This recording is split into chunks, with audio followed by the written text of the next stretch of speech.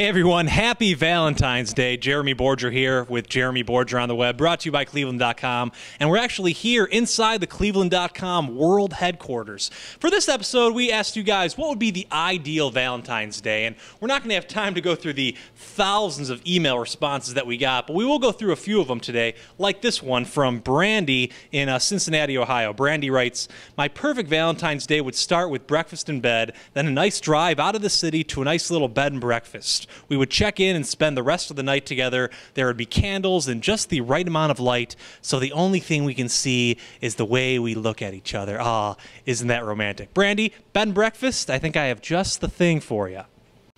Well, Brandy, I don't know if I'm going to be able to get you outside the city. We're right in downtown Cleveland right now on Prospect Avenue, right near East 36th Street, and you wouldn't think that this would be the kind of place for a bed and breakfast, but it is. The Brownstone Inn Bed and Breakfast, actually. It's actually a Cleveland landmark built in 1874, and it's a bed and breakfast, so let's go on in, right through the blue door. All right, we're here inside the Brownstone Inn, and I'm here with the innkeeper, Robin Yates. Robin, thank you so much for having us by. Well, thank you very much. How long have you been running this inn? 5 years. 5 years. And so what made you decide to put a bed and breakfast in downtown Cleveland? Slightly unusual, isn't it? We needed one. Yeah. Other cities have 15, 20. Columbus has 15, 20. Cincinnati has 5 or 10. Pittsburgh. Cleveland needed it. Cleveland was ready for it, and it needs more. All right, so Robin's going to show us around a little bit, the bed and breakfast, to see what it has to offer as a possible Valentine's Day destination for you guys. Okay, we're here in one of 5 rooms here at the inn. Tell us a little bit about this. Now, each room that I'm assuming is unique, right? Yeah, each room's different, and when people come here, you just pretty much tell them to pick out the room they want. Most people like this room, but then some say it's too dark, and they would like another room. So you find out in the B&B business, everybody is different. Yeah. And everybody likes a different thing for breakfast, too. So we have a variety of food, we have a variety of rooms and things to do, and I try my best to make sure that everybody really has a good time here and you know, says nice things about Cleveland.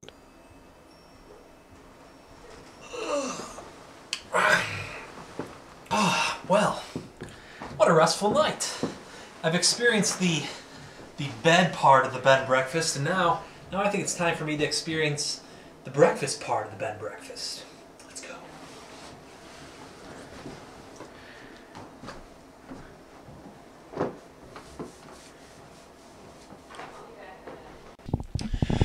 All right, so it's early in the morning. You guys have seen the bed part. Now it's time for the breakfast part of the bed and breakfast. And Robin, so you cook every breakfast each morning, yeah. Is that true? Oh, yeah, oh, yeah. And you go by, is there a certain menu or choices that you ask when they come in, or is... Well, when they come in, I ask them.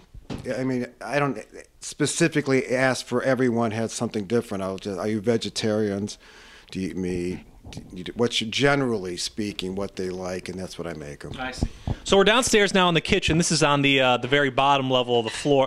The building is 4 stories tall. This is the bottom. There's one more floor beneath this. There's one more floor beneath this one? Like a sub-basement kind of thing? Yeah. Wow. 10-foot ceilings. Wow.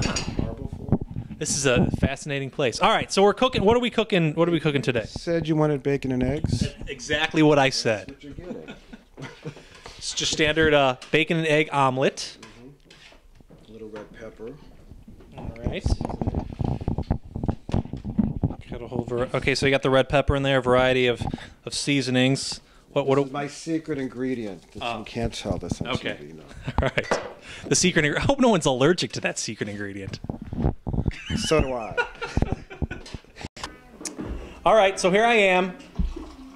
About to taste Robin's breakfast. It looks great. Well, thank you. Well, let's see this. That's good. And you know what? I can really taste that secret ingredient. Yeah. Do you know what it is? I have no idea. All right, back to the emails. Here we have an email from Suzanne in Brooklyn Heights. Suzanne writes about her ideal Valentine's Day.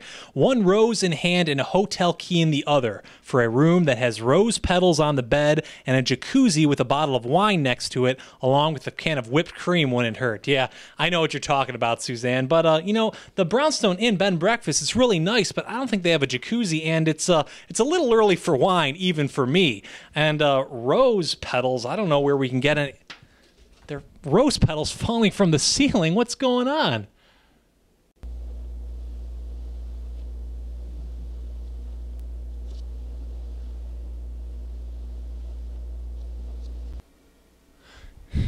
Okay, that's just creeping me out. It's supposed to be, you know, American Beauty-esque, the rose petals. Rosebud. Robin, thank you so much for showing us around. Well, thank you for And it's you know, I've been in Cleveland for 25 years, and it's just something that I never knew was here. Okay. So, Brandy, I know you wanted a bed and breakfast. This could be a great place to go. BrownstoneInDowntown.com, right? Is your website, and you're open year round? Yes, I am. Yes. All right. So Robin Yates, the innkeeper here, tell him you saw it on Cleveland.com. And Robin, seriously, that was like some of the best bacon I ever had in my life. It was like thick and Amish bacon. Yeah. That's the secret. All right. Okay, so we got Brandy's bed and breakfast and Suzanne's rose petals. Suzanne, I hope that was as uncomfortable for you as it was for me. Okay, back to these emails. We got one from Eric in Brooklyn, and Eric wrote, another idea that could be romantic is tobogganing in the Strongsville Metro Park, as long as Jeremy carries the sled for us. Huh. Well, Eric must be kind of a wimp. But, okay, Strongsville Metro Park, sledding, tobogganing, let's go. We're here at the Cleveland Metro Parks Chalet, the Strongsville Chalet Recreation. Did I say that right? What's the proper terminology for this place, Sherry? It's the Chalet Recreation Area. The Chalet Recreation Area. And I'm here with Sherry. Sherry, what's your title here? I'm considered the facilities manager. The facilities manager. So you kind of keep those chutes running, correct?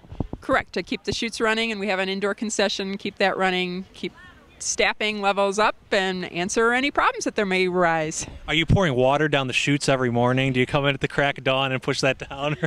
No, fortunately, I don't have to do that. We only usually do that once or twice per season. We start at the beginning of the season, and if there's a warm-up, then we'll do it midway through the season. But generally this year we've only done it once at the beginning of the season because it's been cold enough to keep it on. All right, Sherry, I was just about to go up the hill, and I actually got all the way to the top, and then they're like, you have to go back down and actually pick up your own toboggan. Is that true? Yeah, that's a bummer, but you got to carry that own toboggan up there with you. But that's what keeps you warm on the steps, and that's what gets you your stair climber in. So. Okay, so guys, if you're coming with your sweetheart or whatever, probably gonna get stuck carrying the toboggan up, especially if it's Valentine's Day. The whole chivalry thing. That is correct. Very important to do. All right, here we go. Now, here's me demonstrating the proper way to carry up the toboggan. Notice the form. Remember, lift with the legs, not with the back. You don't want to pull anything out, guys. All right, let's go. Woo, tobogganing! Here we go. 123 steps up, I'm told. I'm going to make sure that Sherry's not lying to me. 1, 2, 3, 4, 5, 7. Crap. Okay, this is it, folks. Yellow means you're there. 122, 123. Ah, she was right. Now, the pit of death. Are we ready? Okay. So what's the proper way to sit here on the toboggan? You're gonna put your legs straight out. Legs straight out. You're gonna flip your palms out. Palms out. In this direction. And you're gonna reach as far But that's up as uncomfortable. You can. Okay. But it's to protect your hands. Because here at the Cleveland Metro Park Chalet, we are all about safety. Wow, you must have a great training program. Do you go to Walt Disney World for that customer service thing? Are you ready? How fast does this go, first of all? It ranges anywhere from 25 to 60 miles per hour. Depending on the day, depending on the temperature. 25 to 60 miles an hour. Sherry, you told me this thing only goes 40, and she's telling me 60. On a good day, it goes 60. What are you doing to me? What's the angle? 80 degrees, maybe? 80 degrees? That's like straight 70? down. 80 degrees? That's like Millennium Force. All right, fine. Are you ready? I'm ready. We're ready. Okay, make sure. Here we go. Wait, can we do a countdown? Pull up as tight as you can on those ropes. I'm pulling. Do not 5. let go of those ropes. I'm not until letting you go. stop. Trust me. 4, 3, 2, 1. I changed my mind. Let's go back.